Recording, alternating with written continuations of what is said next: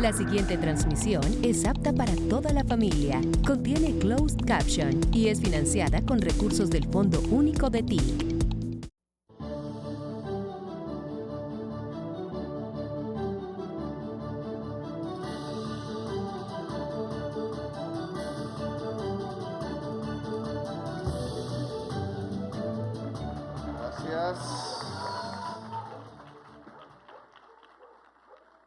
Un saludo a todas y todos los asistentes y sus mascotas, todas y todos también, que nos acompañan en la promulgación de la ley Ángel y Lorenzo, a los honorables congresistas de la bancada animalista que han impulsado estas iniciativas y a las diversas organizaciones animalistas y ambientales presentes el día de hoy. Directora del Departamento Administrativo de la Presidencia y Secretaria General de la Presidencia, Angilisset Rodríguez Fajardo. Ministro del Interior y Jefe de Despacho Encargado, Armando Alberto Benedetti Villaneda. Ministra de Justicia y del Derecho, Ángela María Buitrago Ruiz. Ministro de Salud y Protección Social, Guillermo Alfonso Jaramillo. Senadora de la República, Andrea Padilla Villarraga. Senador de la República, Ariel Fernando Ávila Martínez. Representante a la Cámara, Juan Carlos Wills Ospina. Senadora de la República, Ana María Castañeda. Senadora de la República, María José Pizarro. Cuidadora del perro, Ángel Vivian Nieto. Funcionarios del Gobierno Nacional, congresistas de la República, mandos de las fuerzas militares y de la Policía Nacional presentes, medios de comunicación y en general a todas y todos los aquí presentes. Bien, a nivel nacional no existe una política ambientalista. Esa la empezamos a generar, fue pues en varias partes obviamente, pero muy especialmente aquí en el Distrito Capital, en tiempos de la Bogotá humana. Yo conocí este tema, el animalismo, como una corriente política, en mi campaña a la alcaldía de Bogotá. En ese entonces me citaron a un foro, fui, habían diversas organizaciones animalistas, me explicaron en qué consistía, yo tenía la idea que era una especie de asociación de damas grises. Y ahí fui aprendiendo. Era fácil para mí aprender porque pues siempre me ha gustado estar al lado específicamente de los perros. Me acompañó una perrita que llamaba Cusa, le decíamos Gosque, ahora voy a hablar un poquito de eso, pero no me voy a meter en camisa de 11 varas. Cusa me acompañó prácticamente desde mis 10 años que llegué a Zipaquirá, hasta los 21 años, el día que me gradué, aún viva me esperaba en el lugar de siempre, en mi casa, en Cajicá esa vez, y murió inmediatamente. Y la enterré allí está enterrada, y siempre la recuerdo, no la olvido. Incluso en momentos difíciles a veces se me pasa por la cabeza. Y desde ahí he acostumbrado a mis hijos a estar, siempre es, yo creo, una buena terapia, un buen aprendizaje, el que el niño o la niña estén junto a animales que obviamente no les vayan a hacer daño y adquieran ese contacto con lo otro, con algo que es extraño, que no somos nosotros, que es otra especie. Y en esa medida hay un aprendizaje de la naturaleza. Yo aprendí este tema antes que nada porque pues he hecho política, he construido una política alrededor de la defensa de la naturaleza. No soy el único. Hay mucha gente en el mundo que empezó a tener una sensibilidad sobre este tema, a veces simplemente por el hecho, como se acaricia un perro, de acariciar la vida. Pero hoy cada vez tiene una pertinencia y una complejidad que prácticamente nos obliga, ya es un imperativo categórico, ya no es una simple sensibilidad que tenían más unas personas que otras. Es un imperativo categórico equilibrarnos con la naturaleza, porque si no, tanto la naturaleza como el ser humano se extinguen, ambos. El ser humano no puede vivir sin la naturaleza.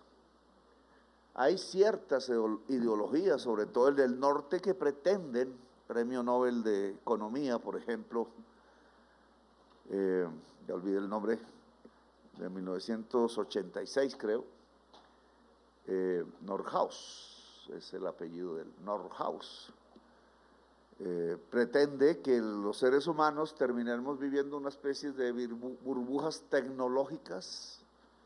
A eso le llama organizaciones autogestionadas, sin naturaleza. No entiendo cómo el cuerpo humano, que es naturaleza, podría subsistir allí. Pero eso no va a ser. El planeta Tierra es nuestra cuna, es nuestra casa. A propósito del Papa Francisco, Laudato Si hablaba de la casa común. Y esta casa común está a punto de derrumbarse. Y no lo percibí así, pero lo colocamos como el tercer pilar del programa de Bogotá Humana en aquel entonces. Y de ahí, ¿por qué empezamos a coincidir con corrientes animalistas? Porque es a través del animal, aquí hay varias sensitividades. El animal doméstico, yo creo que es todos los animales. No pongo esa frontera.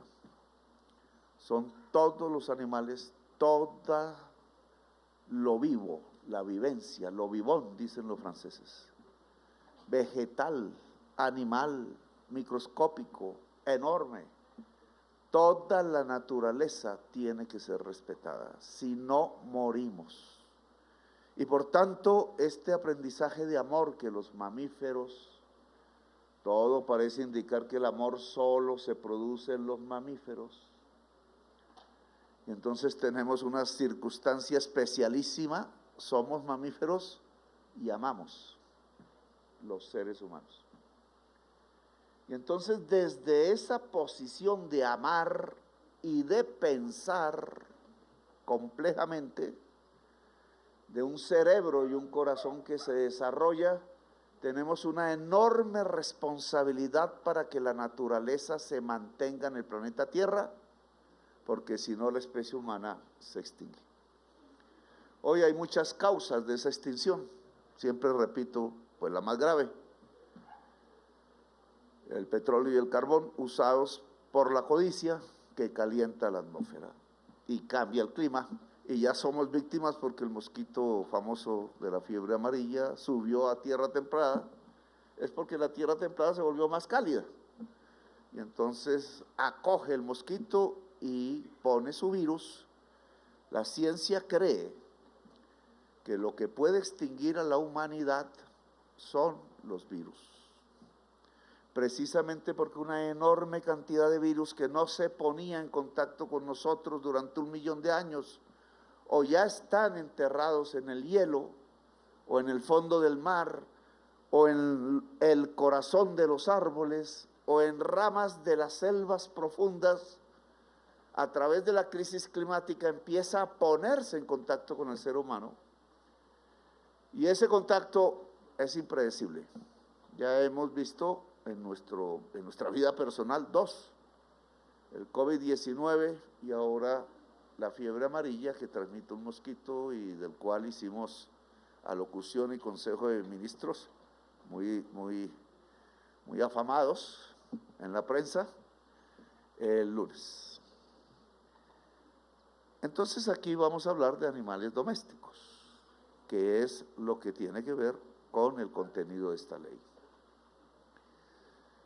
Yo no soy amigo de las razas, era un poco mi discusión, Andrea. Las razas las hace el hombre, el ser humano. Es artificial. La especie se llama perro. y tiende a cruzarse, naturalmente. Es decir, si se cruzara en algún tiempo habría una figura de perro promedio en todo el mundo, pero no quiero meterme en ese tema. Lo que quiero es traerlo a cuento porque los seres humanos también construyen razas sobre sí mismos. Y es igualmente artificial, pero muchísimo más peligroso que en los animales, los gatos, los perros, las gallinas, los caballos, etc. Cuando nosotros construimos razas en nuestra mente, en nuestra ideología, damos un paso hacia el holocausto y el genocidio. Porque de pensar que existen razas en la humanidad, tendemos a pensar que unas son superiores y otras son inferiores. Y la raza superior cree que tiene el derecho de humillar a las razas inferiores, de vulnerar sus derechos, de esclavizarlas, como pasó en nuestra historia, y de extinguirlas en holocaustos o genocidios. Por eso la palabra raza tenemos que aislarla de nuestros himnos. Le pediría al gobernador de Antioquia que hagamos ese esfuerzo. Yo sé que me van a contestar, pero las razas no existen. Existen diversas tonalidades de piel. El cerebro es igual para hombres y mujeres y para cualquier tipo de piel. Y mientras el cerebro sea igual, hay una especie que se llama humanidad. Todavía falta hacer el himno de la humanidad. Yo creo que es toda la cultura en conjugación. Pues bien, esta humanidad debe amar a la naturaleza, a los animales. Nosotros somos descendientes étnicos de latinos parcialmente, por hace 5 siglos, descendientes del Imperio Romano. Los españoles son descendientes del Imperio Romano mezclados con árabes. Ellos no aceptan que están mezclados con árabes, que es otra etnia, no raza. Y su llegada aquí pues nos trajo la herencia latina, no solo el idioma.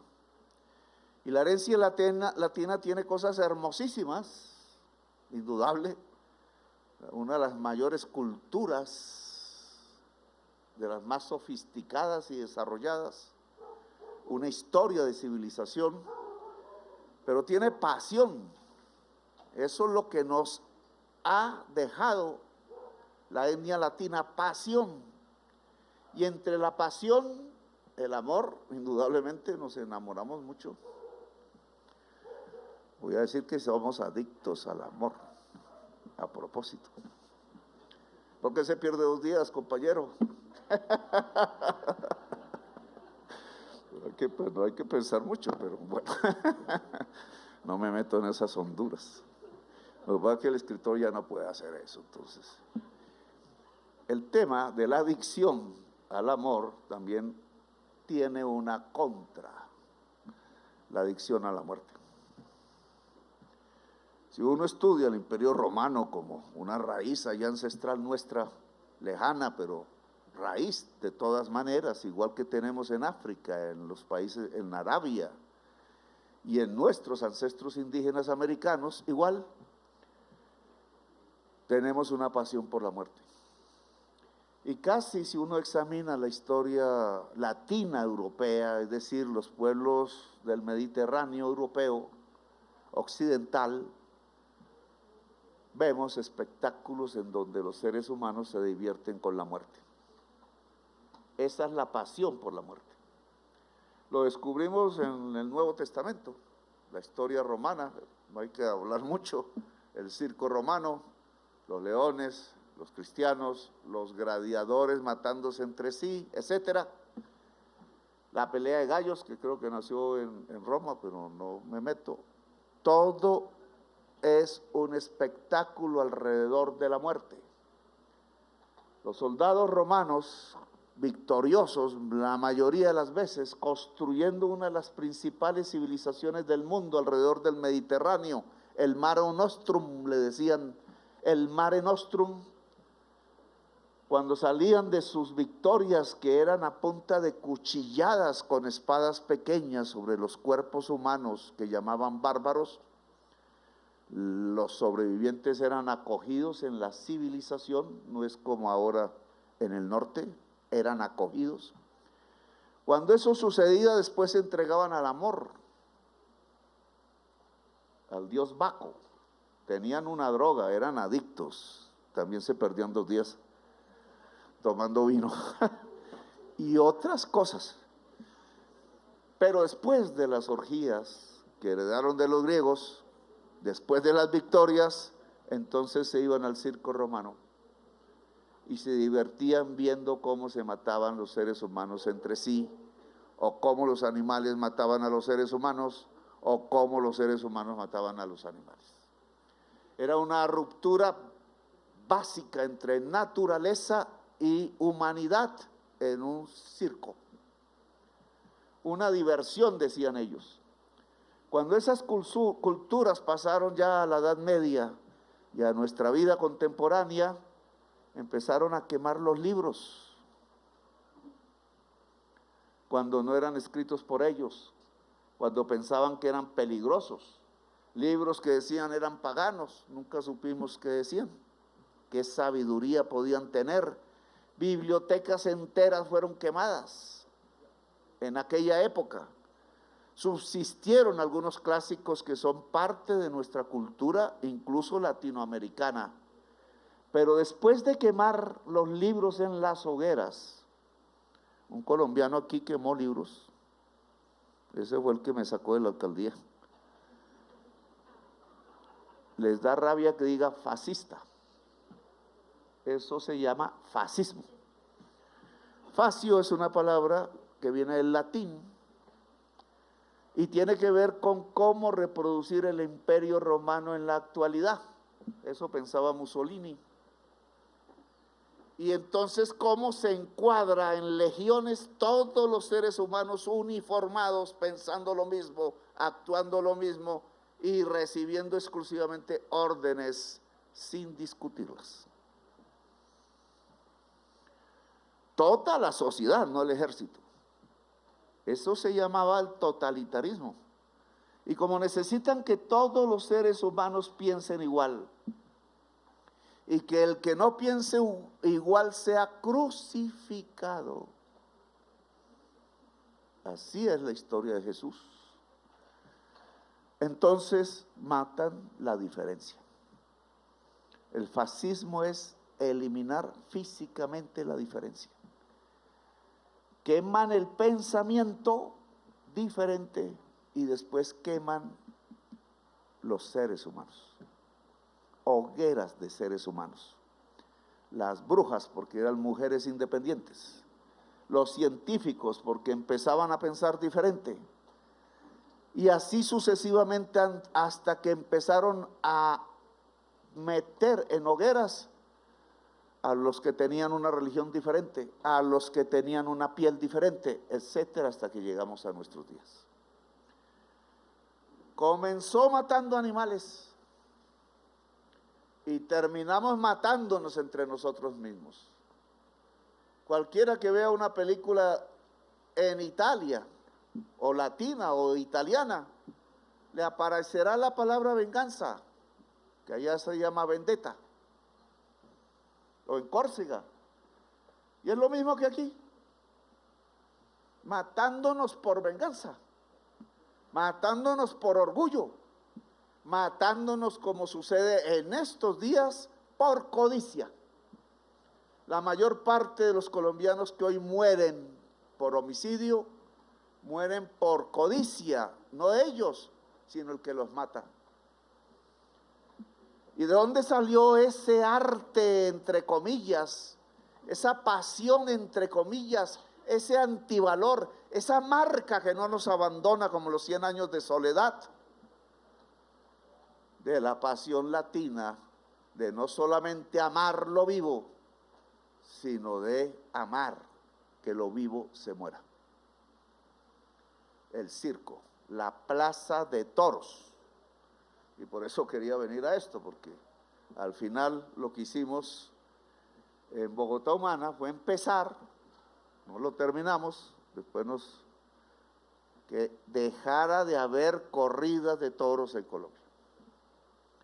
No había ley, entonces nos fregaban, entonces había un magistrado, como siempre me pasa, magistrado que le gustaban los toros, y entonces buscó a través de fallos cómo acorralarme para que yo mismo presidiera una corrida de toros aquí en la Plaza de la Santa María. No pudo, me salvé. Pero siguieron las corridas, y solo hasta que esta bancada animalista, Andrea y Esmeralda y más, ¿no? No tengo todo el listado porque sé lo que se provoca cuando uno no nombra. Juan Carlos Lozada, cuando convierten en ley la prohibición de las corridas de toro en Colombia. Aún falta mucho, y esta ley complementa, porque pone multas al que agreda a un animal doméstico, perro. Multas duras, hasta 30 salarios mínimos, inhabilidades. Si es una persona que quiera hacer política o empleado público, coloca inhabilidad. Es decir, hay una sanción fuerte social para cualquier persona que se atreva en la calle, como ha sucedido. A mí me tocó sacar los caballitos. Incluso uno me lo encontré en una finca y me lo pusieron de terapia. Y estaba todo flaco, pero ya estaba contento. Él me buscó, porque los caballos buscan, no es uno el que los busca, el caballo busca. Y la terapia consistía en que me señalara una parte de mi cuerpo que estuviera enferma. Y el caballo me apuntó aquí. Años después, no ahí, sino años después, casi que dicen que, bueno, hubo una pelea entre médicos cubanos y médicos de la Santa Fe. Siempre me persiguen esas historias, pero los médicos cubanos dijeron que tenía cáncer y los de la Santa Fe gastritis. Me operaron y efectivamente el caballo detectó mi enfermedad.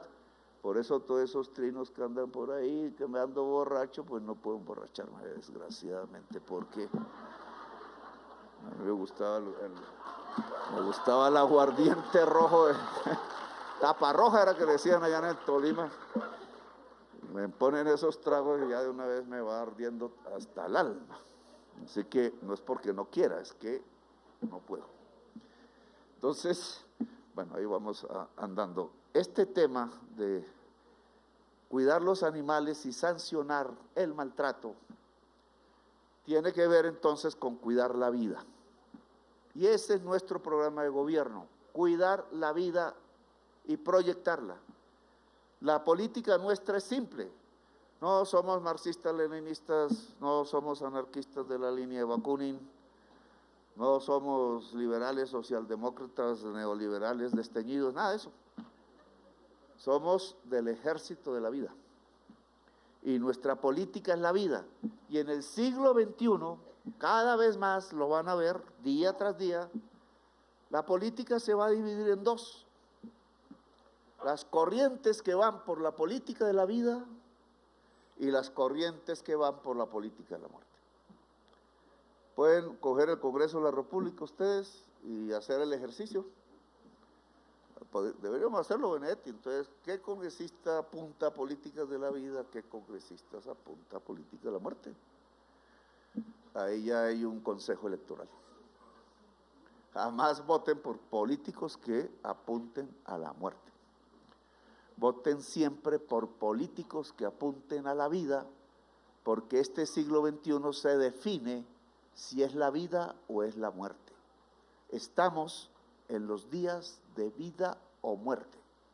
Y en esa medida este proyecto de ley, y no los aburro más, va como un proyecto por la vida, y los electores en el Congreso de este proyecto de ley, que son congresistas de la vida. Gracias, muy amable por haberme escuchado.